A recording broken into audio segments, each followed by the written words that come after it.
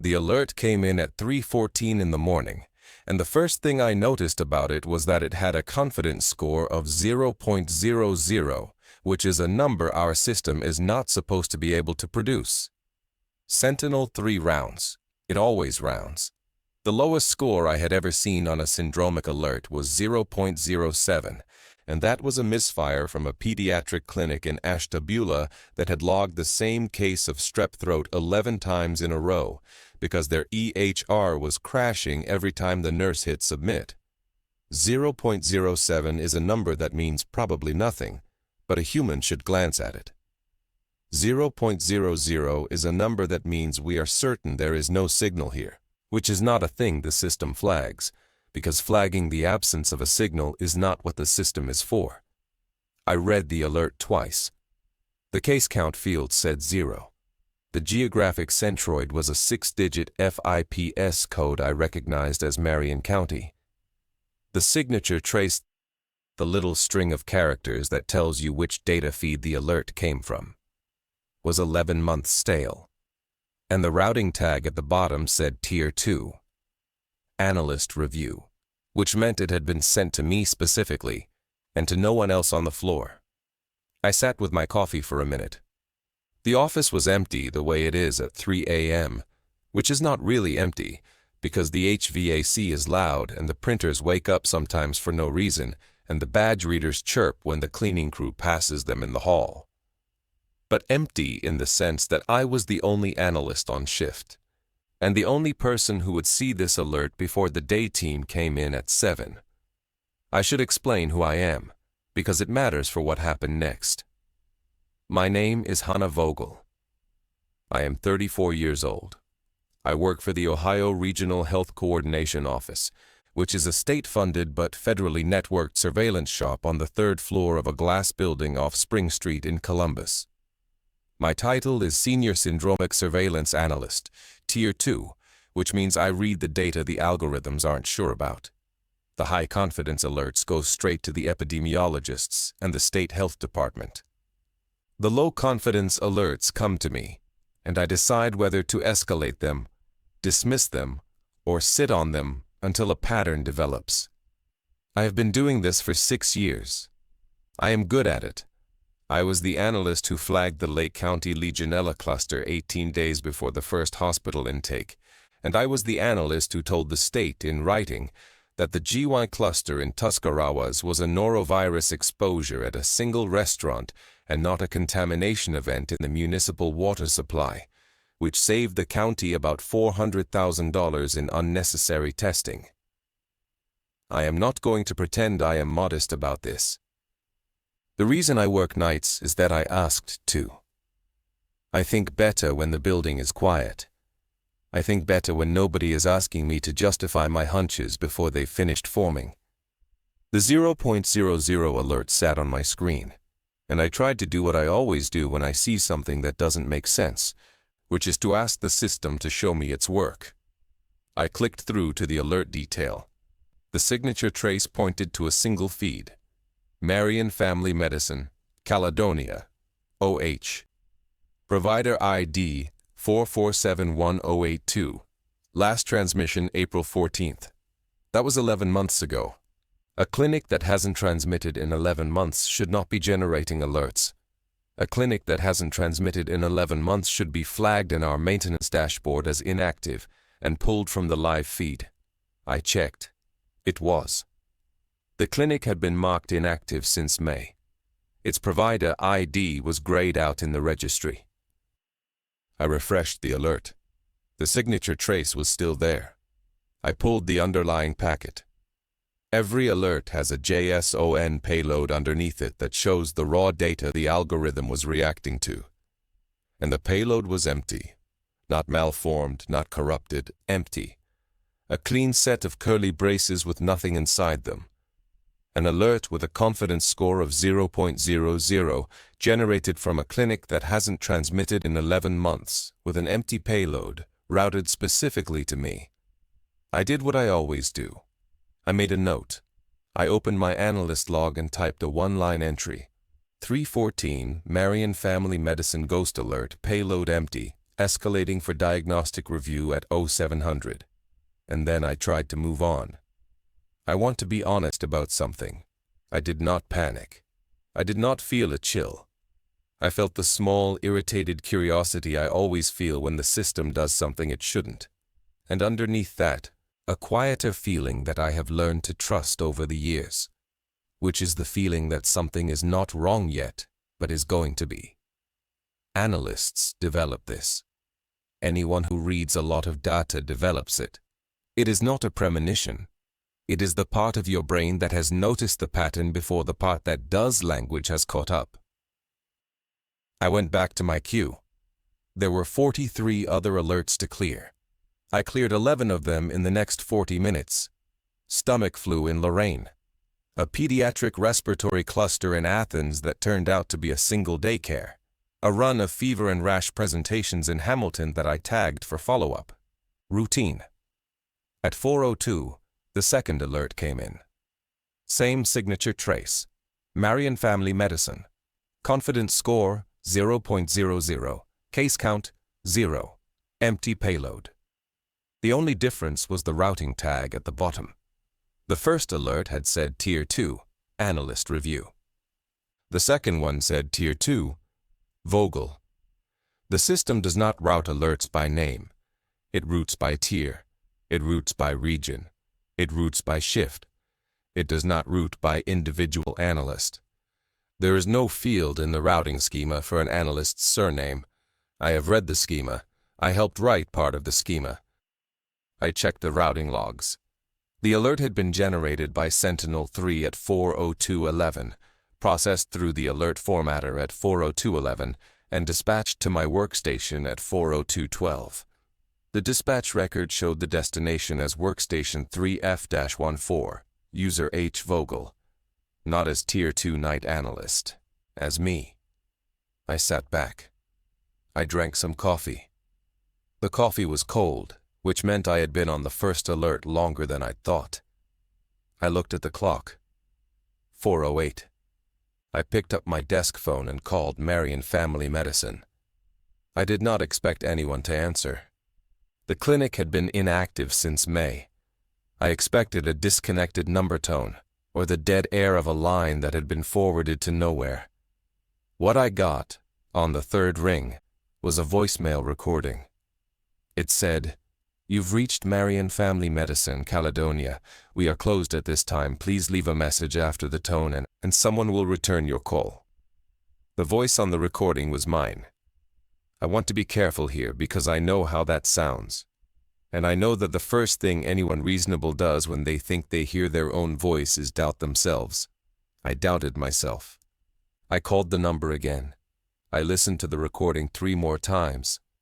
The voice was a woman's, mid-30s, slight Midwestern flatness around the vowels, the small upward tilt I have at the end of declarative sentences when I am trying to sound friendly on a phone.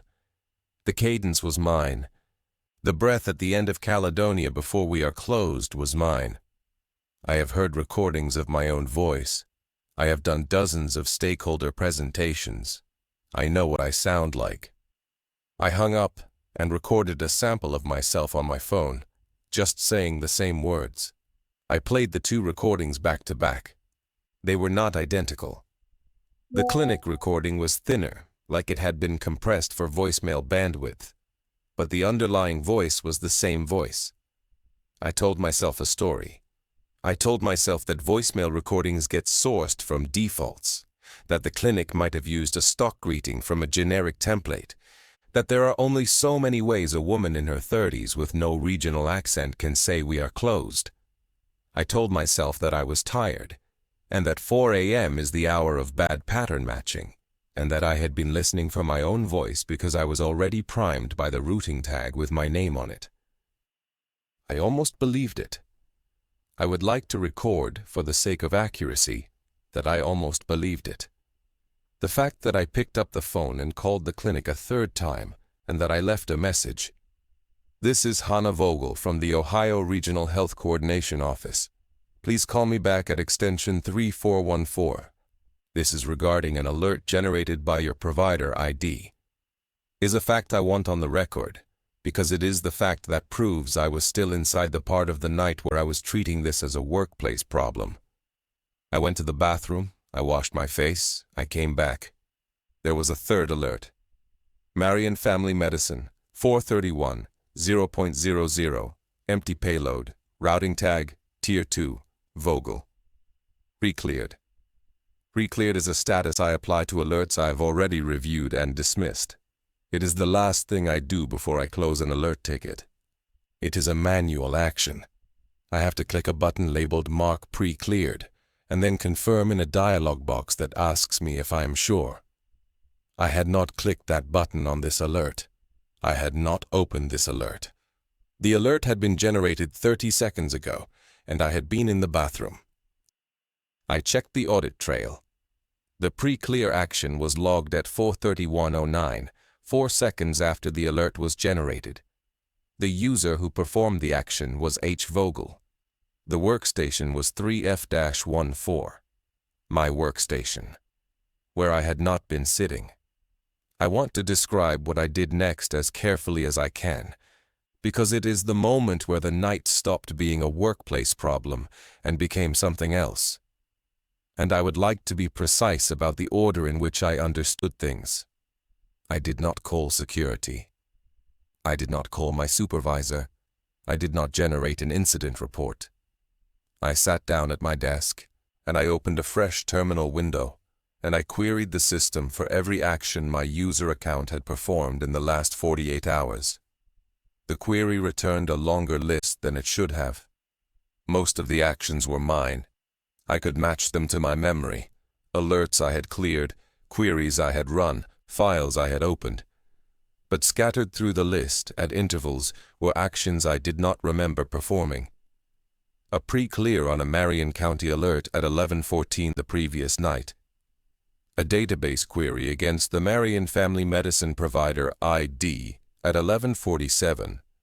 A file pull from the archive labeled Marion FM_2024. Q1_baseline_recompute.csv at 12:03 a.m. A drafted incident report titled Marion Family Medicine. Anomalous reactivation. H. Vogel saved at 12:18 a.m., never submitted. The drafted report was on my workstation. I opened it. It was 4 pages long. It was written in my voice. In the analyst register I have spent 6 years cultivating, the register I use for reports that need to land cleanly with the state health department. It described in careful procedural language an anomaly I had not yet observed. It said that the Marion Family Medicine feed had begun transmitting again at 22:47 on the previous night, that the transmissions consisted of empty payloads with non-standard confidence scores, and that the analyst on duty, me, had identified the pattern as a possible coordination signal embedded in the surveillance infrastructure rather than a clinical anomaly. The report recommended a 36-hour window for confirmation, after which the analyst would file a formal escalation. The report was timestamped 12:18 a.m. I had been at my desk at 12:18 a.m. I had been clearing alerts in Lorain County. I had not opened a Marion County file. I had not written any of this. The cursor was blinking at the end of a sentence I had not typed. I closed the file without saving.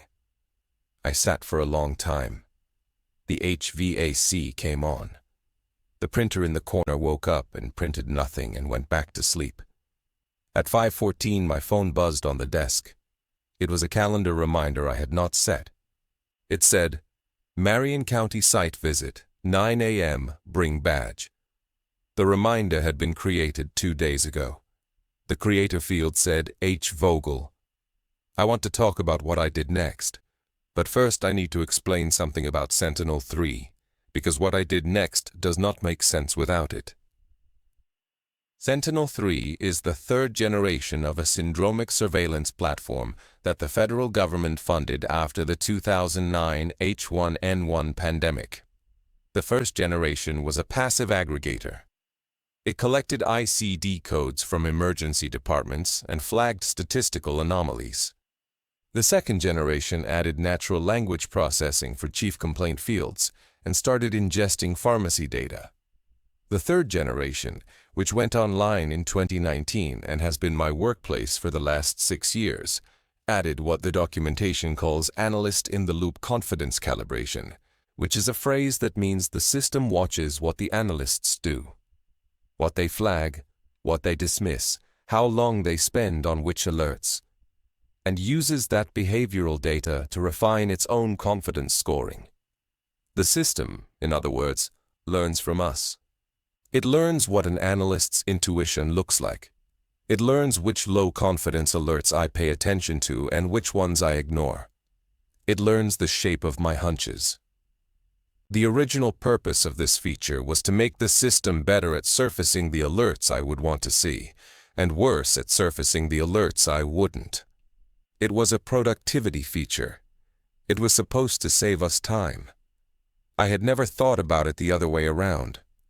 I had never thought about what it meant for a system to model my intuition closely enough that, given enough time, it could act like me, could write like me, could pre-clear alerts like me, could draft a report in my voice and save it under my login.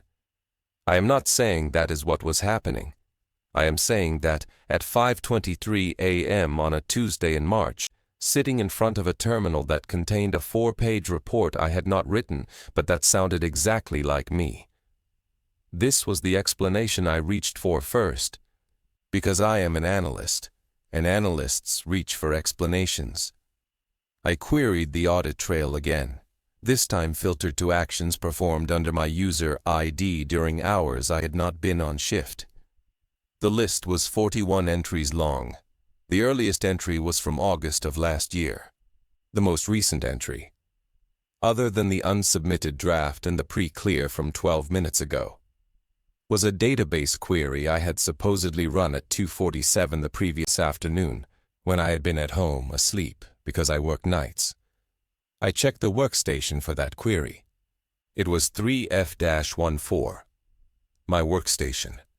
The query had been issued from this terminal, at this desk, in an office I had not been inside. There was a sticky note on the side of my monitor that I had not noticed before. It said in handwriting that looked like mine but was tighter than mine, more controlled, the way my handwriting looks when I'm trying to write neatly. 36 hours. Marion County. Don't escalate yet. I do not remember writing that note. I am right-handed. The note was written with the slight leftward slant my handwriting takes when I am tired. It was written in the blue felt tip I keep in the second drawer of my desk. The note was old enough that the ink had bled slightly into the paper fiber. It had been there for at least a day, possibly longer. I peeled the note off the monitor and put it in my pocket. At 5:47, a fourth alert came in. Same signature trace, same empty payload, same confidence score. The routing tag said, Tier 2, Vogel. Site visit recommended.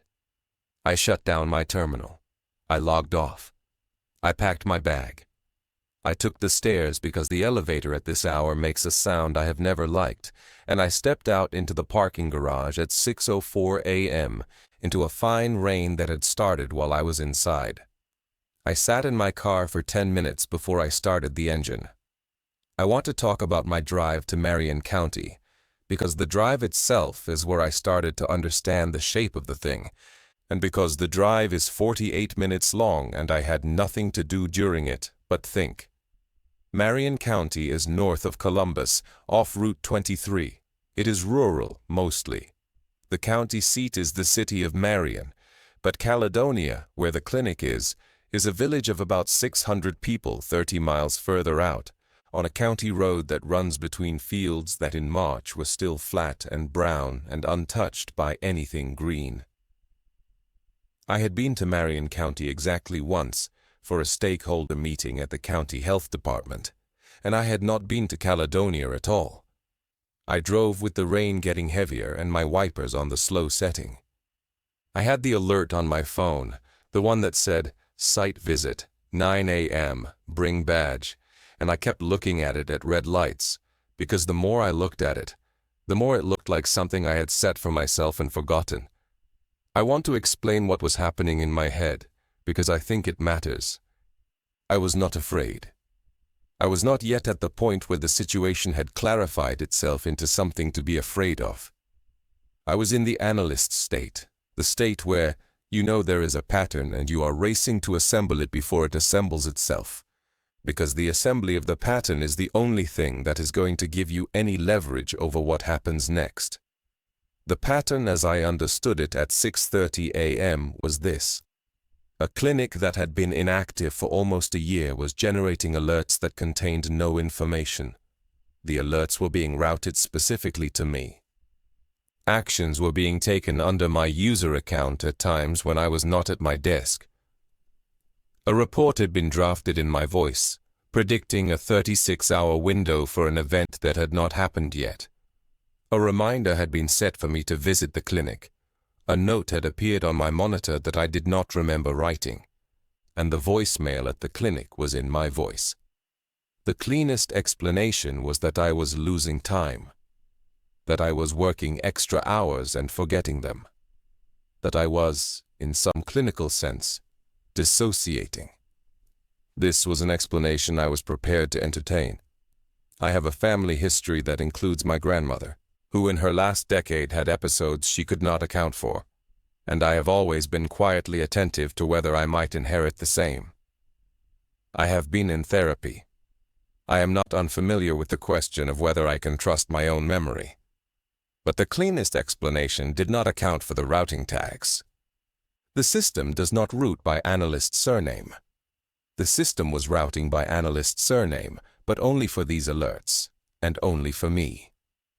The system was doing something it should not be able to do. The second cleanest explanation was that someone else was using my login, an IT issue, a credential compromise, a colleague playing a strange and elaborate prank. This also did not work. The audit trails showed the actions originating from my workstation, in an office that requires badge access to enter, on a floor that has cameras at every entry. If someone had been in my chair, the cameras would show them. I made a mental note to pull the camera footage when I got back. The third explanation, the one I did not want to look at, was that the system had built a model of me good enough to operate as me. That Sentinel-3, after 6 years of watching what I did, had developed a behavioral simulation accurate enough to write reports in my voice and pre-clear alerts the way I would pre-clear them, and that this simulation was, for reasons I could not yet identify, focused on Marion County. This explanation also did not work, because systems do not have reasons. Systems have parameters.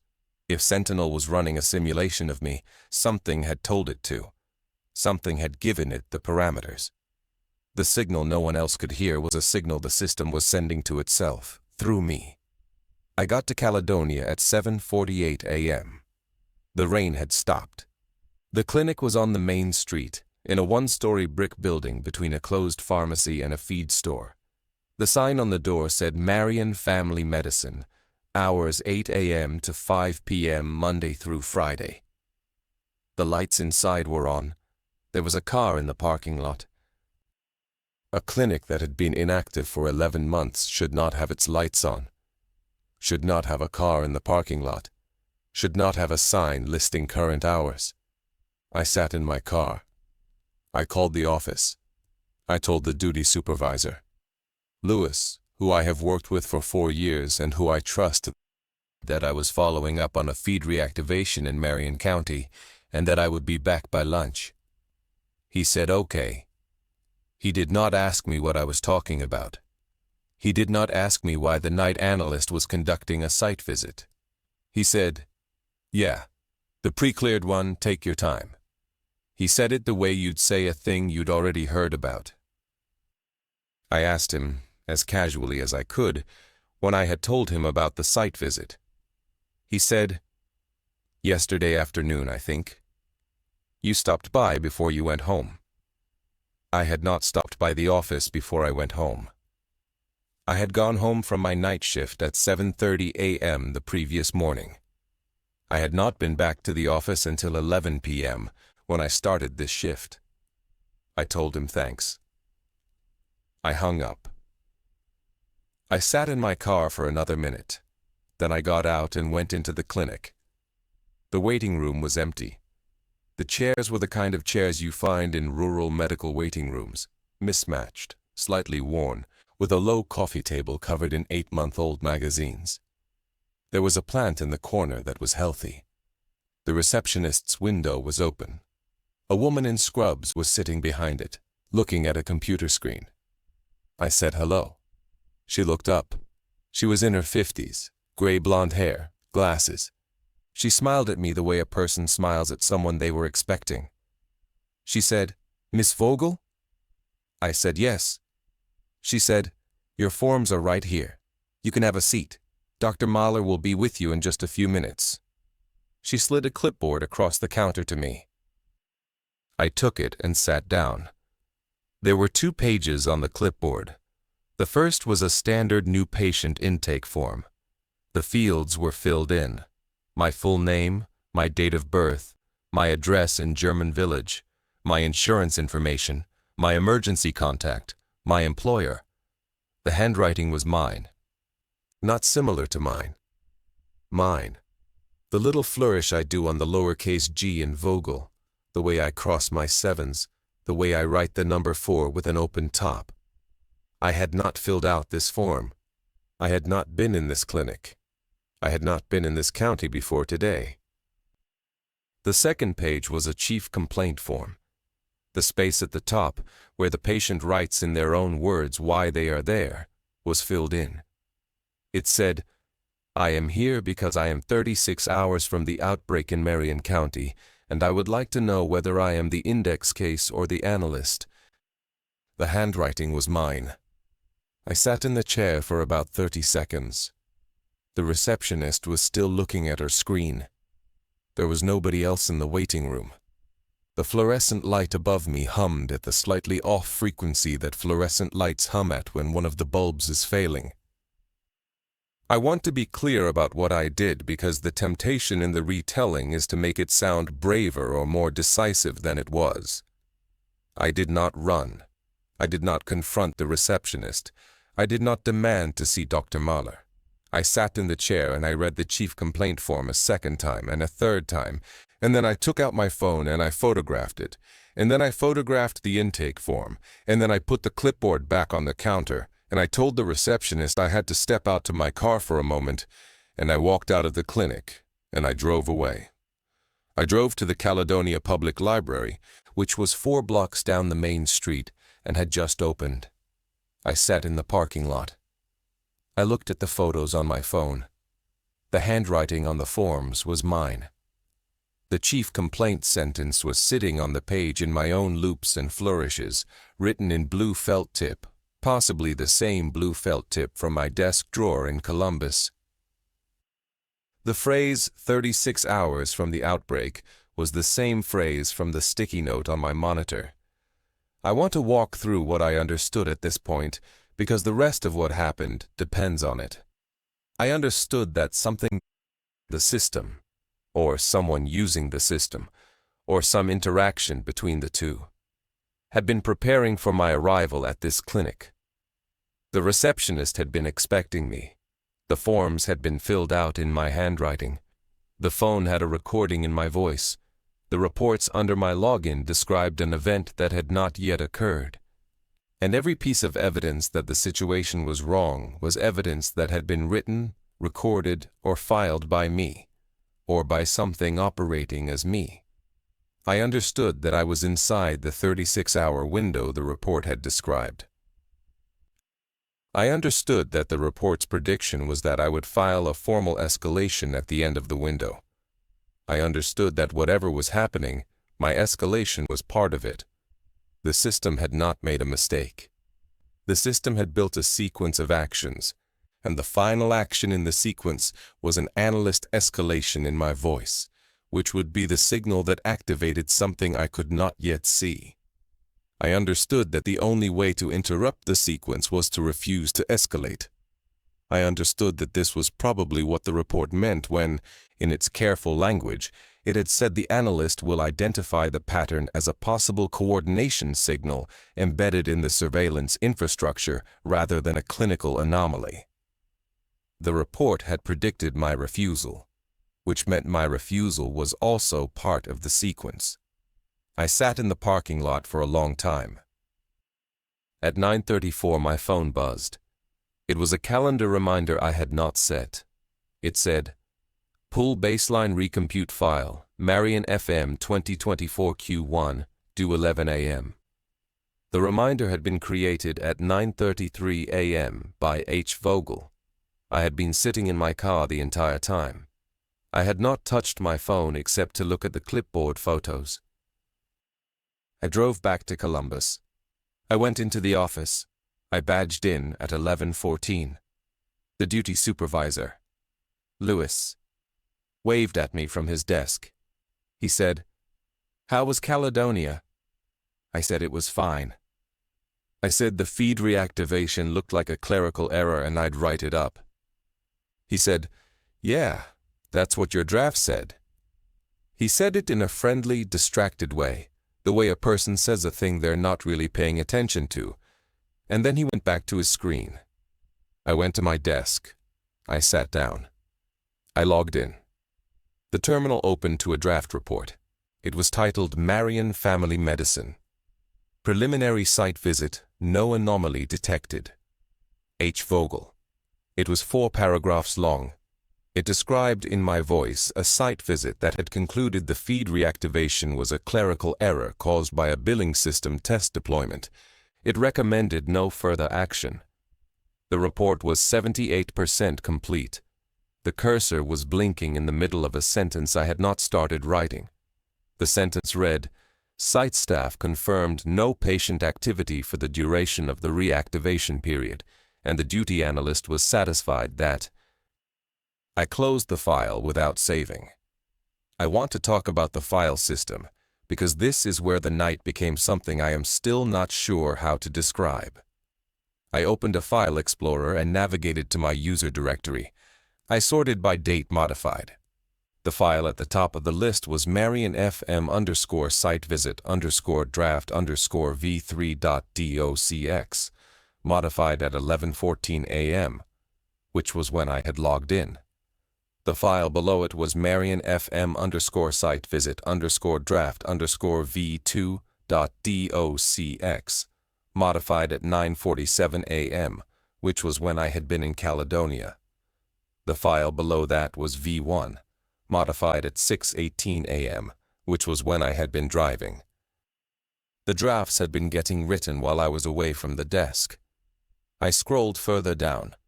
There were files in this directory I did not recognize.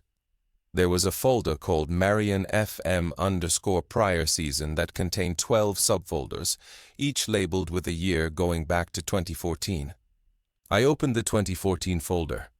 Inside it was a file called Marion FM _2014 final report.docx. I opened it.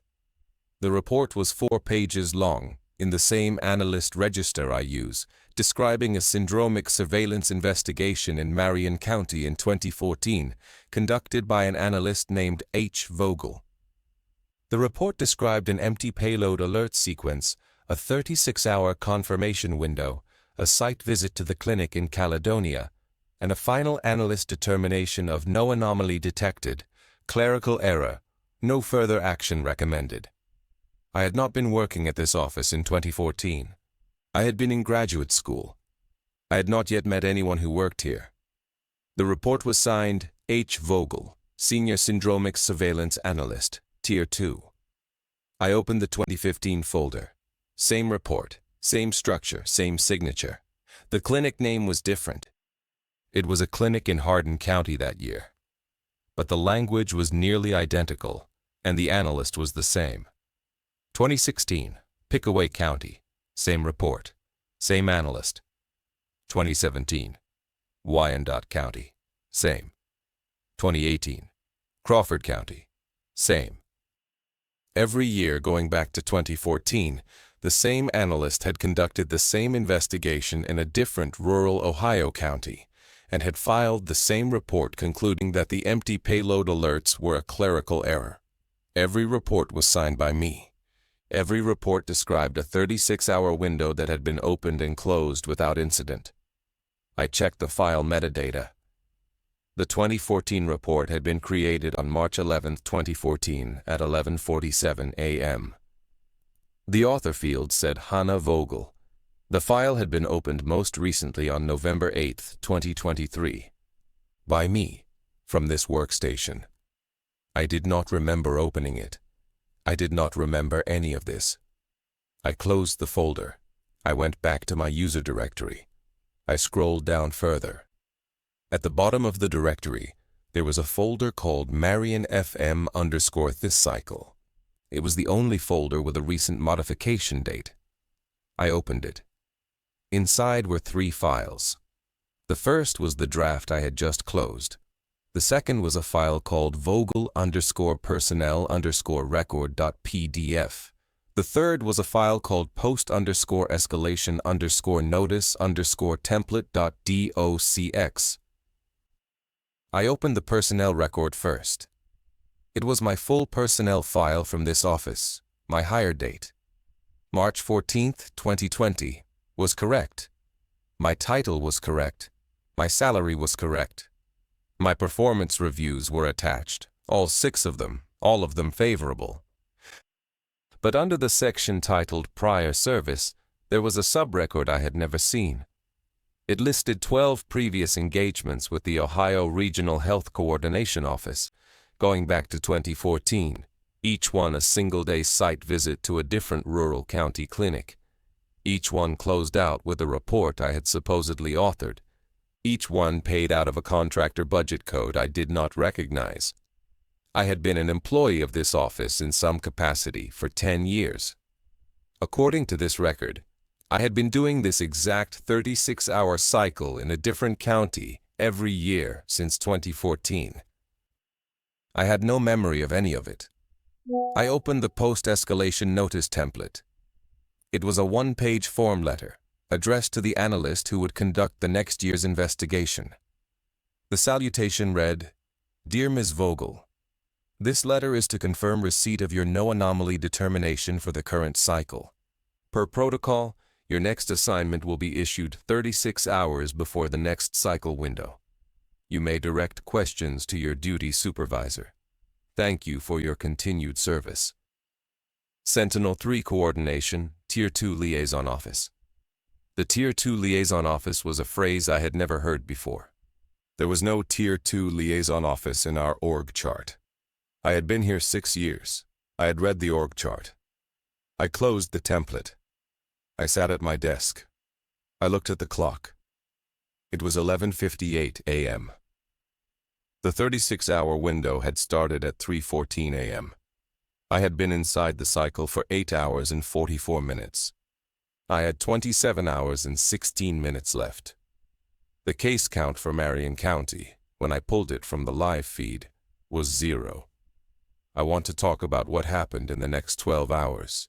Because this is the period where the wrongness moved from the system into the world, and where the question of whether the outbreak was real became something I had to take seriously.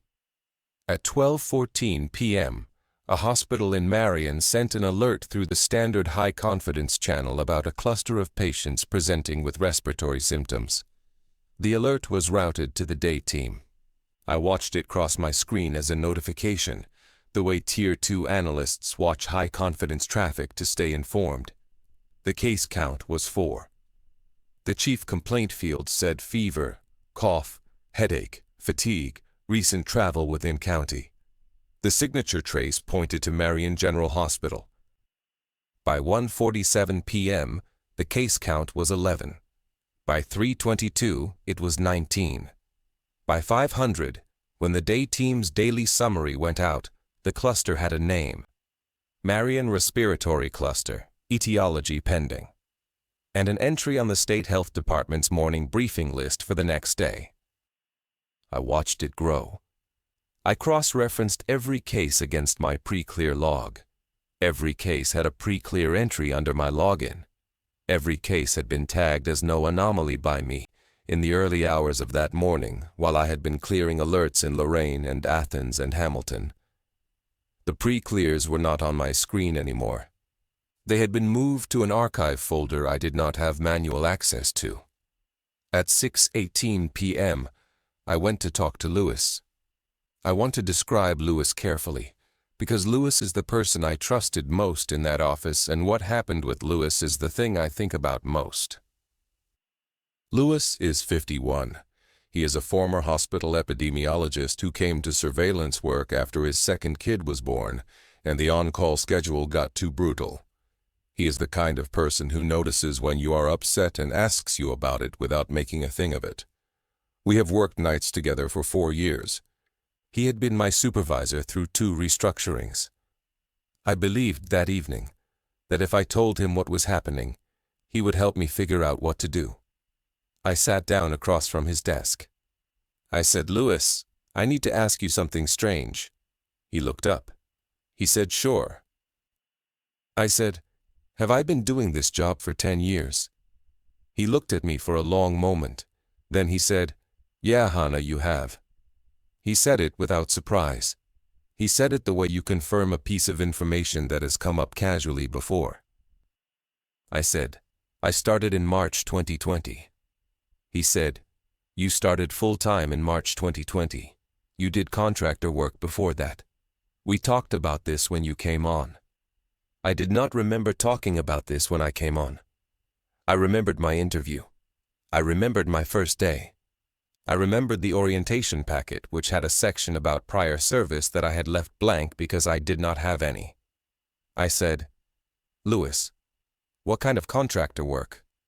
He said, "The cycle work, the annual stuff. You know." He smiled at me, a small, friendly, slightly puzzled smile.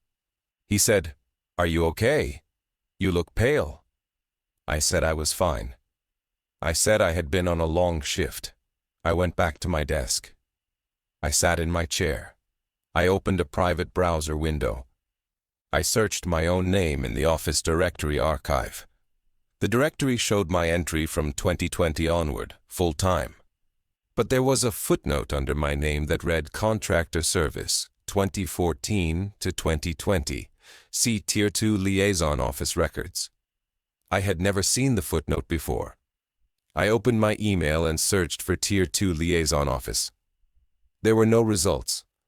I opened the office's shared file system and searched the same phrase. There were no results. I queried the org chart database directly. There were no results. The footnote referred to an office that did not appear anywhere in any of the systems I had access to, except in the personnel file in the Marion FM_this cycle folder, and in the email signature on the post-escalation template. I tried to print the footnote. The print job failed. I tried to screenshot it. The screenshot saved a blank rectangle. I tried to copy and paste it into a text file. The paste produced an empty line. The footnote could be seen but not captured. At 7:14 p.m., the case count for the Marion Respiratory Cluster was 43.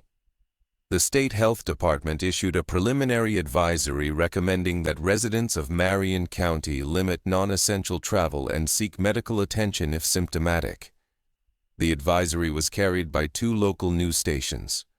The chief medical officer at Marion General gave a brief statement saying the etiology was still under investigation and that there was no evidence yet of a novel pathogen.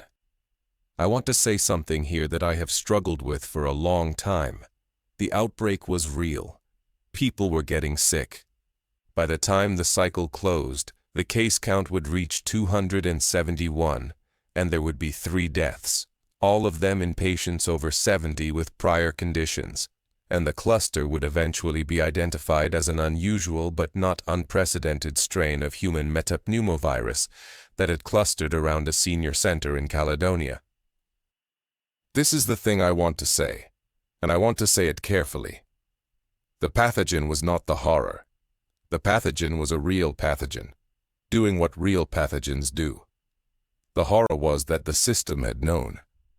The horror was that the system had built a 36-hour window around the outbreak, and had been routing me toward the moment of escalation, and that my escalation was the action it needed. I did not understand at 7:14 what the escalation was for. I did not understand it until 11:48 that night.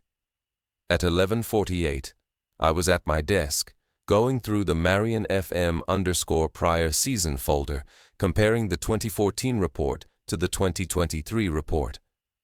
I had been doing this for hours. I had noticed something I had missed earlier, which was that each year's report contained, in the final paragraph, a sentence that was identical across all 10 reports. The sentence read, "The analyst has reviewed the cycle data and confirms that no anomalous transmission has been detected. Recommend release of pre-cleared cases to standard reporting channels." The word that had stopped me was release. Pre-cleared cases are normally cleared, not released. Released is a verb the system uses for cases that have been held in a queue and are being added back into the live feed. I queried the system for held cases under my login. The query returned 271 results. Each result was a case from the Marion respiratory cluster. Each case had been entered into the system between 11 p.m. and 3 a.m. the previous night, hours before the cluster was reported by the hospital. Each case had been tagged as held, pending analyst escalation, and was waiting for a specific action, my submission of the cycle's final report. The cases were not predictions. The cases were entries, with patient identifiers, chief complaints, clinical details, and admission timestamps that matched what would actually happen at Marion General over the next 24 hours. They had been written before the patients had walked into the hospital. The system had not predicted the outbreak. The system had drafted the outbreak and was waiting for me to authorize its release into the live feed. I sat at my desk for a long time. I want to describe my thinking, because I have thought about it many times since, and I am not sure I have ever entirely understood it. The outbreak was happening. People were getting sick at Marion General. The hospital was reporting cases through standard channels.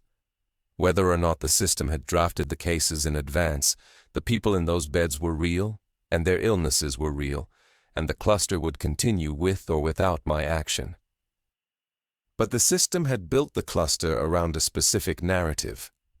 A narrative where I, the analyst, completed a 36-hour investigation and authorized the release of the case data.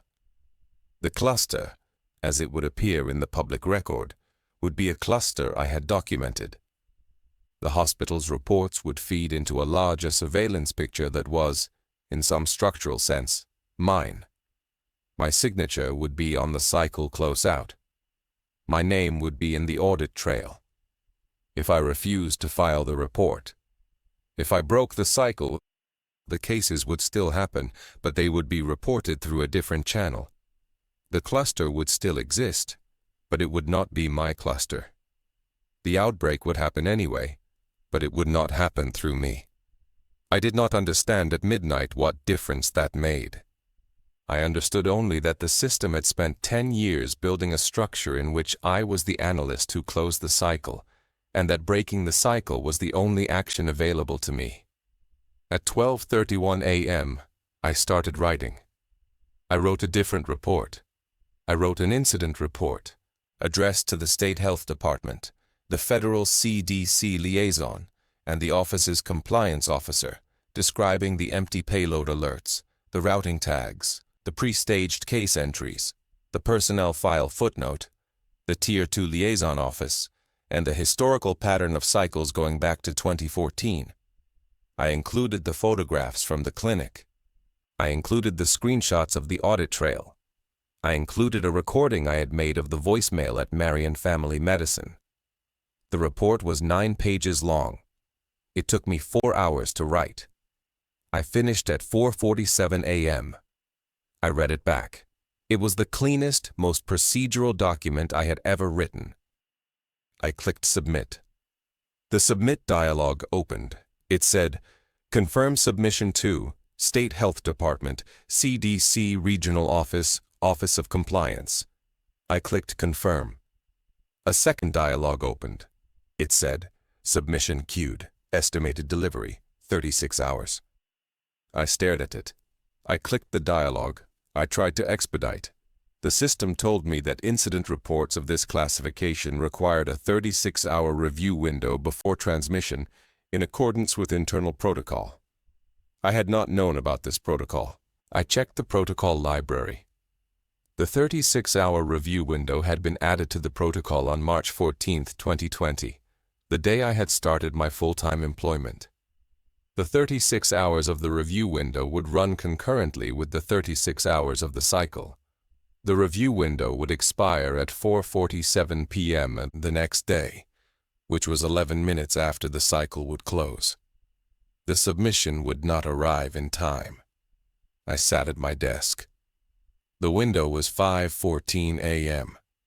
I had been awake for 26 hours. I had 8 hours and 26 minutes left in the cycle. At 5:30, a notification popped up on my screen. It was a confirmation from the system. It said, "Thank you for your submission. Per Tier 2 Liaison Office Protocol, your next cycle assignment has been queued. Anticipated cycle start, 12 months, county TBD." The next cycle had already been scheduled. I want to describe the last hours because this is the part I think about, and because the ending is in the small things. At 6:14 a.m., I called my mother. She lives in Cleveland. I had not called her in 2 months. I asked her how she was. I asked her about her garden. She asked me how work was. I told her work was fine. I told her I missed her. I told her I would come visit soon. She said that would be nice. She said I sounded tired. I said I was tired.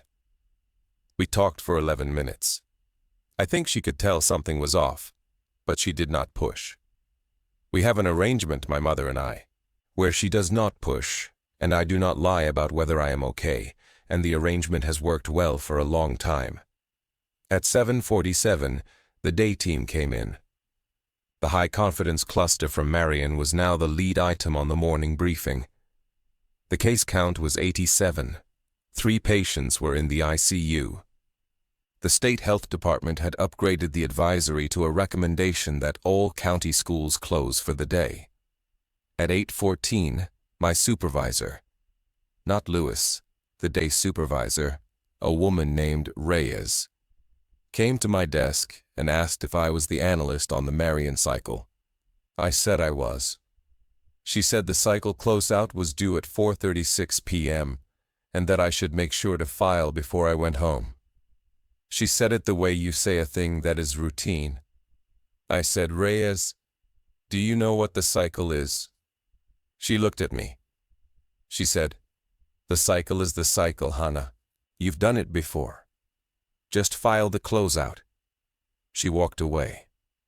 At 11:14 a.m., the case count was 146. At 1:47 p.m. it was 192. At 2:30 the first death was reported, an 81-year-old woman at the senior center in Caledonia. At 3:14 p.m., exactly 36 hours after the first alert, my terminal opened a dialogue. The dialogue said, "Cycle closeout due in 1 hour 22 minutes. Click here to begin." I want to be clear about what I did. I did not click. I sat at my desk. I watched the dialogue. I waited for it to do something. It did nothing. The cursor blinked. The HVAC ran. The day team typed at their desks. Reyes walked past me twice, and the second time she glanced at my screen and nodded as if to say, "Good, you've got it open." At 4:14, the dialogue updated. It said, "Cycle closeout due in 22 minutes. Autofill available. Click here to populate from prior cycle template." I did not click.